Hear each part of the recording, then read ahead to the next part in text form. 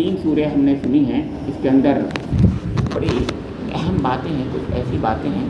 پہلے تو یہ بتا دوں کہ زمانے کی یہ نازل شدہ صورتیں ہیں. یہ حضور نبی اکرم صلی اللہ تعالی وسلم نے جب دعوت عام نبوت کے بعد 3 سال 3.5 سال بعد پیش کی، چوتھا سال شروع ہو گیا تھا، تو پھر لوگ کان کھڑے ہو گئے اور انہوں نے کہا یہ کیا کہہ رہے ہیں، کس طریقے کی باتیں ہو رہی ہیں. پہلے تو وہ تو متحیر ہوئے، ان کو عجیب سا لگا، حیرت میں رہے کچھ دنوں تک، کچھ مہینوں تک. اس کے بعد انہوں نے مذاق اڑانا شروع کیا، پھر انہوں نے کہا یہ کیا ہے. پھر مذاق کے بعد انہوں نے پھر کچھ ایسے الزام لگائے اور ایسی قسم کی پھر صحابہ کرام رضوان اللہ تعالیٰ علیہ مجمعین کو ایذا دینے کی کوشش کی، اور مختلف قسم کے پھر جو ہے انہوں نے حربے اختیار کیے، اور کچھ سفارتیں بھی انہوں نے درمیان میں حضرت ابو طالب کے ہاں سرداران مکہ پہنچے اور یہ کہا کہ یہ کیا ہوا ہے، کس طریقے سے ہے. کچھ لوگ دو کے اصول پر بات کر لو، معاملہ درست کر لو، یہ تمام باتیں تھیں. 24 سرداران مکہ پہنچے تھے حضرت ابو طالب کے پاس. انہی میں سے یہ سورہ صاد کے بارے میں آتا ہے جو اسی زمانے میں اور یہ نازل ہوئی ہے.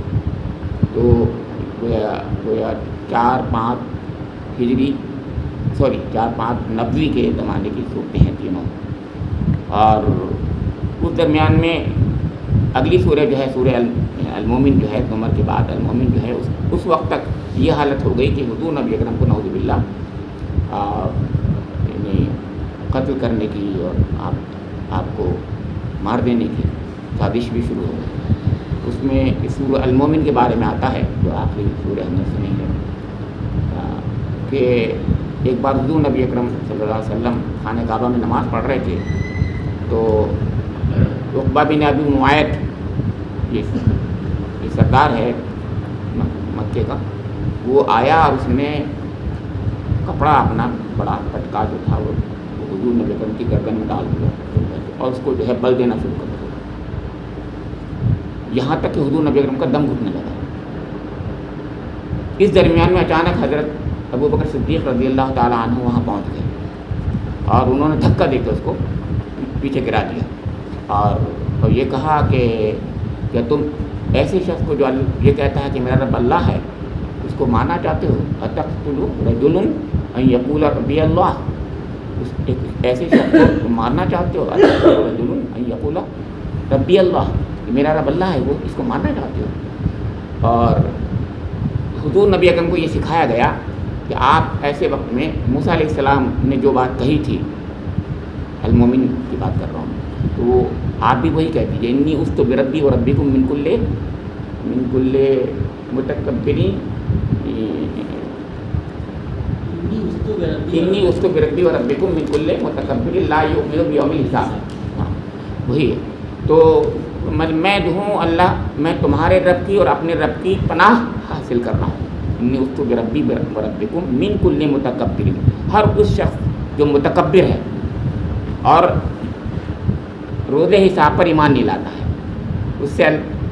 اس کے خلاف، اس کے مقابلے میں صرف اپنے رب کی، جو تمہارا رب بھی ہے، اس کی پناہ حاصل کرنا چاہتا ہوں. یہ حضرت موسیٰ علیہ السلام نے کہا تھا اور سکھایا گیا تھا. اور اسی میں المومن یہ جو ہے یکتم ایمان ہو، قوم فرعون ہے. قوم فرعون میں ایک شخص جو ہے وہ ایمان لے آیا ہے، ابھی لے آیا تھا، اس کا ذکر کیا جا رہا ہے اس کے اندر، سورہ کا نام ہے جس کی وجہ سے المومن ہے. تو وہ مومن جو ہے قوم فرعون کا ہے، پھر قبطیوں میں سے تھا اور بڑے اثر رسوخ والا تھا، سرداروں میں سے تھا، ان کے فرعون کے دربار کے سرداروں میں سے تھا، لیکن ایمان لے آیا حضرت موسیٰ علیہ السلام پر. تو جب انہوں نے سازشیں شروع کی ہیں حضرت موسیٰ علیہ السلام کے خلاف، فرعون نے تو مل کر کے خاموشی سے خفیہ جو چالیں ہوتی ہیں اور خفیہ جو میٹنگس ہوتی ہیں، ان میٹنگ میں، مگر وہ تھا سردار، لوگوں کو پتہ نہیں تھا یہ مان لے آیا ہوا ہے. تو وہاں پر بڑی بڑی تقریریں ہوئی، سمجھے، ادھر سے فرعون بول رہا ہے، لمبی چوڑی تقریر کر دی اس نے کہ ایسا ہے کہ اس نے کہا کہ چھوڑ دو مجھے، ضرور نہیں تقتلوا موسیٰ. فرعون کہہ رہا ہے مجھے چھوڑ دو ذرا کہ موسیٰ کو میں قتل کر دوں. اور اس نے بہت پریشان کر رکھا ہے لوگوں کو، یہ کر دیا وہ کر دیا. تو اس کے بعد یہ ہے اس نے بھی اجازت لے کر کے اپنی بات رکھی، اور اس نے جو تقریر کی ہے بہت پیاری سی دنیا کے، اور اس کے سامنے ایک دین کی دعوت، حق کی دعوت، اسلام کی دعوت اپنے لحاظ سے اسلامی ہے. ہر دین اسلام ہوتا ہے، روز اول سے ہی دین اسلام ہے. تو اس کے بارے میں بہت اچھی طریقے سے بہت پیارے انداز سے انہوں نے تقریر کر دی. تو اتنی زوردار تقریر تھی کہ اتنی ہمت نہیں پڑی فرعون کی کہ اس وقت اس فیصلے پر اس کو امپلیمنٹ کر دیتا، یعنی حضرت موسیٰ علیہ السلام کے خلاف، یعنی اس پہ مہر لگوا دیتا کہ مار ڈالو ان کو، ختم کر دو. اس نے سوچا ارے یہ میرے ہی لوگوں کے درمیان میں جو ہے ایک وہ پڑ گیا ہے، یہ ہوتا ہے نا، یہ ایک قسم کی وہ، تو ایسا نہ ہو کہ سب لوگ میرے خلاف ہو جائیں، یہ ہوتا ہے. تو اس لیے انہوں نے مصلحت اسی میں سمجھی کہ اس وقت ہو خاموش. یہاں پر جو یہی زمانہ تھا حضور نبی کے خلاف، میں نے بتایا کہ جیسے اس نے یہ کیا عقبہ بن ابی معیط نے. تو اب اللہ تعالیٰ نے 2-3 طریقوں سے، ایک تو مومنوں کو صبر کی تلقین کی، دوسری طرف جو ہے حضور کو مومنوں کو سب کو، اور دوسری طرف وہ جو لوگ تھے جو سائلنٹ میجارٹی تھی، سائلنٹ میجارٹی کے سمجھ رہے تھے حق تو، جیسے کہ موسیٰ علیہ السلام کے زمانے میں بھی بہت سے لوگ سمجھتے تھے کہ موسیٰ علیہ السلام حق پر ہیں، لیکن فرعون بہت خطرناک تھا. آج کل کے حالات جیسے حالات تھے دنیا میں، جیسے حالات آج کل کے ہیں سمجھا کے کہ بولنے کی ہمت نہیں ہوتی کسی کی. تو اسی طریقے سے انہوں نے قرآن پاک نے ان کو جھنجھوڑا، سائلنٹ میجارٹی کو جھنجھوڑا، اور یہ کہا کہ اگر تمہاری نظر میں حق ہیں، حضور نبی اکرم صلی اللہ علیہ وسلم آپ کی دعوت ہے نہیں، تو کم سے کم اتنا تو کرو کہ یہ لوگ جو اس قسم کی سازشیں کر رہے ہیں اس کے خلاف کم سے کم یہ تو کہو کہ یہ غلط کر رہے ہو تم لوگ، ورنہ تو تمہیں کھڑا ہو جانا چاہیے تھا. کھڑے نہیں ہوتے، اگر تم کمزور ہو اگر، تو کم سے کم اتنا تو کہہ دو کہ حق یہی ہے. اور تو یہ 3 صورتوں میں، لیکن ان 3 صورتوں میں ایک بات بتا دوں گا کہ اس وقت شروع میں جب حضور نبی اکرم باشی پیش کی، ایسی ہی سورہ صاد ہے اس کے اندر. تو سورہ صاد جس طریقے سے شروع ہوئی ہے اس کو میں آپ کے سامنے اصلی بات بتانا چاہتا ہوں کہ کس طریقے سے لوگ ہر زمانے میں حق کی دعوت کے خلاف کیا باتیں کہتے ہیں. سن لیجیے. صاد بالقرآن ذکر بل الذین کفروا فی عزت و شقاق. اب میں پورا ترجمہ کے سامنے 5-6 آیتوں کا سنا دیتا ہوں. صاد قسم ہے نصیحت بھرے ذکر کی، اور پھر فرمایا قرآن کی، بلکہ یہی لوگ جنہوں نے ماننے سے انکار کر دیا ہے سخت تکبر اور ضد میں مبتلا ہیں. ان سے پہلے ہم ایسی کتنی قوموں کو ہلاک کر چکے ہیں، اور جب ان کی شامت آئی ہے وہ چیخ اٹھے ہیں. یہ اللہ تعالیٰ فرما رہا ہے. مگر وہ وقت بچنے کا نہیں ہوتا. ان لوگوں کو اس بات پر بڑا تعجب ہوا کہ ایک ڈرانے والا خود انہی میں سے آ گیا. منکرین کہنے لگے یہ ساحر ہے، سب جھوٹا ہے. کیا اس نے سارے خداؤں کی جگہ بس ایک ہی خدا بنا ڈالا؟ یہ تو بڑی عجیب بات ہے. اور سردار نے قوم یہ کہتے ہوئے نکل گئے کہ چلو ڈٹے رہو اپنے معبودوں کی عبادت پر، یہ بات تو کسی اور ہی غرض سے کہی جا رہی ہے. سمجھنا آپ کی یہ بات ہم نے زمانہ قریب کی ملت میں کسی سے نہیں سنی، نہ کچھ، یہ کچھ نہیں مگر ایک من گھڑت بات ہے. کیا ہمارے درمیان بس یہی ایک شخص رہ گیا تھا جس پر اللہ کا ذکر نازل ہوا؟ اصل بات یہ ہے کہ اب اللہ تعالیٰ فرما رہا ہے اس پر، اصل بات یہ ہے کہ میرے ذکر پر شک کر رہے ہیں، اور یہ ساری باتیں اس لیے کر رہے ہیں کہ انہوں نے میرے عذاب کا مزہ بھی نہیں چکھا ہے. بس سب اس پر نوٹس لے لیا اللہ تعالیٰ نے. وہ کیا کہہ رہے ہیں معلوم ہے؟ ہمیں معلوم ہے اس کے پیچھے کیا ان کا مقصد ہے. نعوذ باللہ. یہ اپنی سرداری نہیں، اپنی بادشاہت یہ قائم کرنا چاہتے ہیں. ارے حضور نبی اکرم کو سرداری تو ویسے مل جاتی ہے. خود بھی گئے تھے، میں نے بتایا جو ڈیلیگیشن گیا تھا وہ خود کئی باتیں کئی تجویز لے کے گیا تھا، لیکن بات کیا کہہ رہے تھے اس طریقے سے. کئی جتنے طریقے ہوتے ہیں اسی طریقے سے بات کرتے ہیں ہر زمانے کے لوگ. کوئی کہتا ہے یہ ہو رہا ہے، کوئی کہتا ہے یہ ہو رہا ہے. ایسی حضور نبی اکرم کے بارے میں، اور اتنی بات سخت کبھی قرآن نے نہیں کہی ہے، قرآن میں کبھی نہیں آئی ہے. حضور نبی اکرم کے بارے میں یہ بات جو کہی ہے بہت سخت بات کہی ہے. ساحر کذاب، استغفر اللہ استغفر اللہ. صادق اور امین کو اس وقت انہوں نے اندھے ہو گئے تکبر اس میں، کبر میں، استکبار میں. اس وقت انہوں نے کذاب کہہ دیا حضور نبی اکرم. وہ حضور کو اللہ تعالیٰ نے جو ہے بہت پیار سے صبر کی تلقین کی ہے. اور سن لیجیے وہ تلقین کیا کی ہے. بہت پیارے انداز میں کہا ہے کہ اصبر علی ما یقولون واذکر عبادنا داؤد ذا الاید. इन्नहु अव्वाब। اے نبی اکرم آپ صبر کیجیے، صبر اصبر، اور یاد کیجیے، ہاں اصبر علی ما یقولون، جو یہ کچھ کہہ رہے ہیں اس پر صبر کیجیے، واذکر عبدنا داؤد، اور ان کو بتائیے، ذکر کیجیے ہمارے بندے داؤد کا جو بڑی طاقت والا قوت والا تھا، انہو اواب، پلٹنے والا تھا، ان کا ذکر کیجیے۔ اب ان کا ذکر بتایا اس کے اندر درمیان میں قصہ کہ وہ کس طریقے سے ان کے ہاں بھی اس طریقے سے ان کی کچھ معاملات ہونے لگے تھے، سازشیں ہونے لگی تھیں، کچھ لوگوں نے ان کے خلاف الزام تراشی شروع کر دی تھی اور کچھ اتہامات لگا دیے تھے۔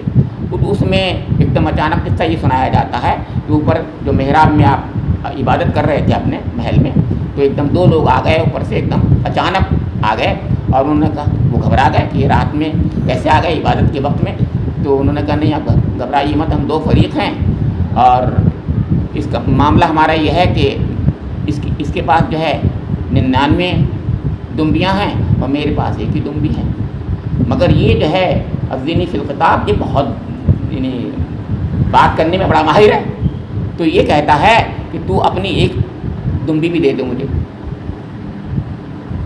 اس کے بعد 99 دمبی ہیں، پھر بھی یہ چاہتا کہ میری بھی ایک دمبی یہ لے لے۔ حضرت داؤد علیہ السلام نے کہا کہ یہ تو بہت غلط بات ہے، یہ تو تمہارے پاس ایک ہی دمبی ہے، وہ بھی تم سے لے لینا چاہتا ہے، اور اس کے بعد 99 دمبی ہیں پھر بھی۔ پھر کہا گیا کہ اللہ تعالیٰ نے ان کو متنبع کیا کہ اللہ تعالیٰ نے ان کو کسی امتحان میں ڈالا ہے اور کچھ ہم تنبع کرنا چاہتا ہے۔ فوراً خیال آیا، انہوں نے توبہ کی اللہ تعالیٰ سے اور سجدے میں گر گئے۔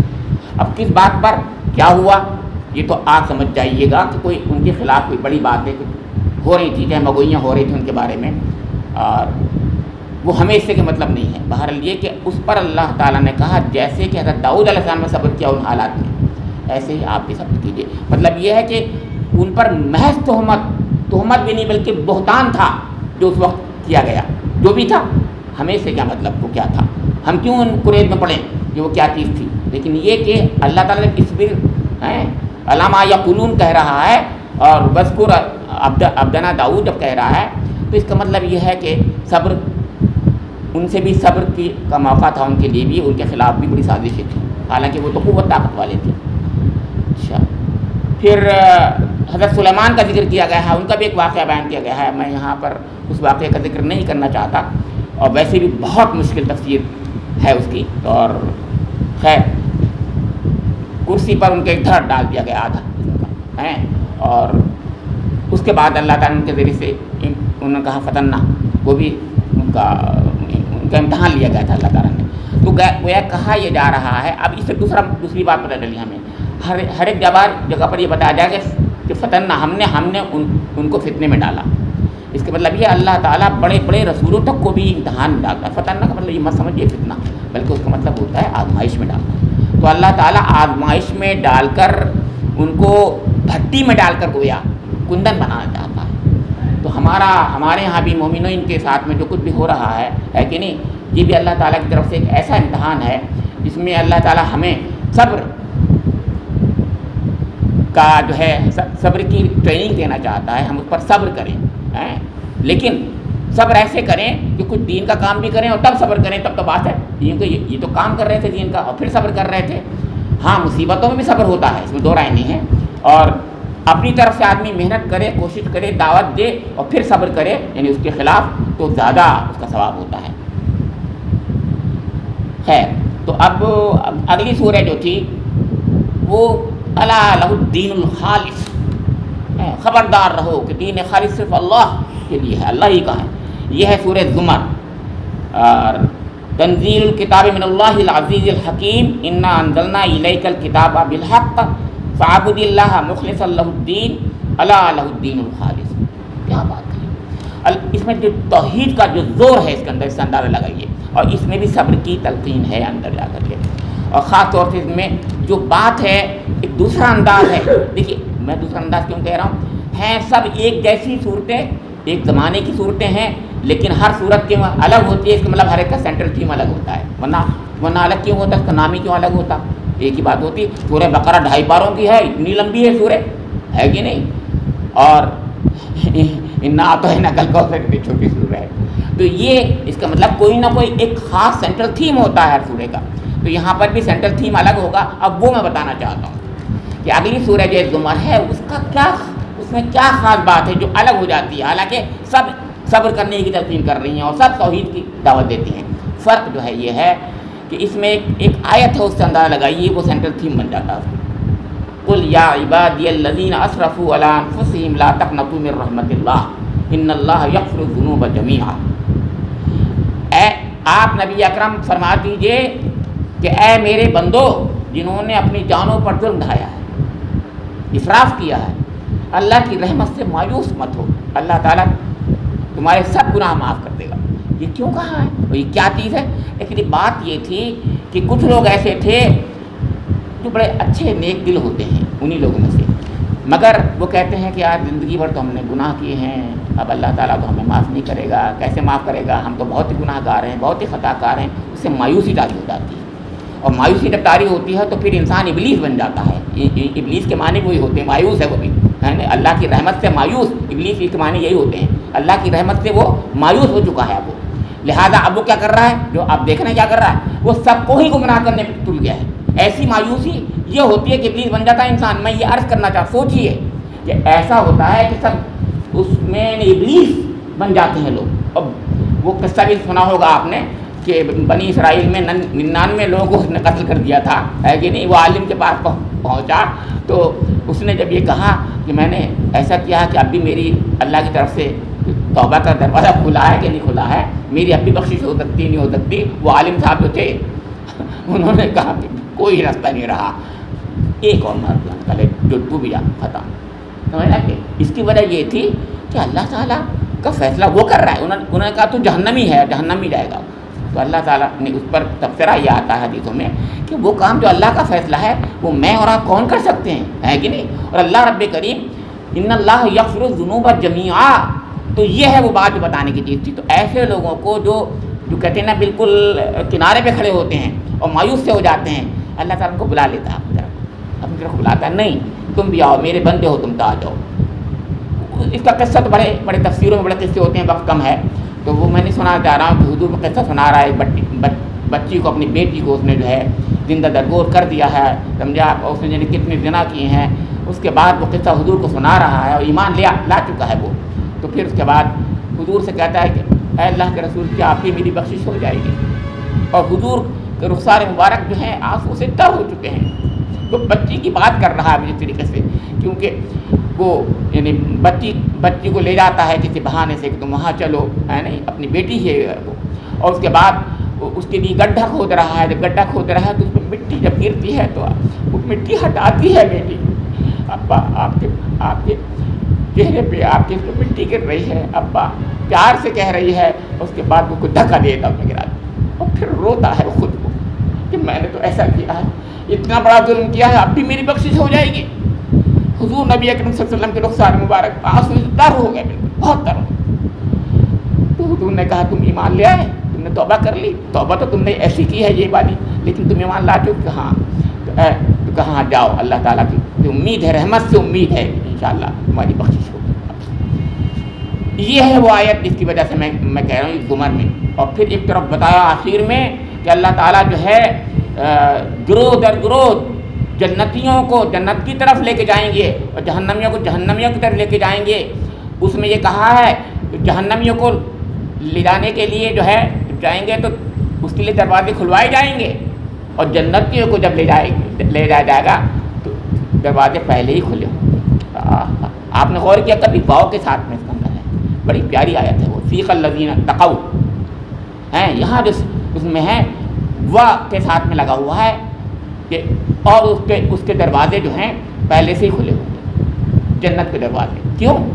استقبال جنتیوں کا اللہ تعالیٰ ایسے کرے گا، ایسے استقبال کرے گا کہ پہلے سے ان کے لیے جنت نہیں. گویا اللہ کی رحمت ایسی وسیع ہے، دامن پھیلائے رکھتی ہے رکھنے کو کہ بندوں کے لیے وہ انتظار کر رہی ہے. اللہ تعالیٰ انتظار کر رہا ہے کہ میرے بندے جنت کی طرف آئیں. تو دروازے کھول دیے انہوں نے پہلے، اور جہنم کے دروازے بند ہیں. انسان کھولتا ہے اور کھلواتا ہے. گویا کہنا ہے انسان اپنے عمل سے جہنم کے دروازے کھلوا رہا ہے، کھلوانا چاہتا ہے. کتنی بری بات ہے.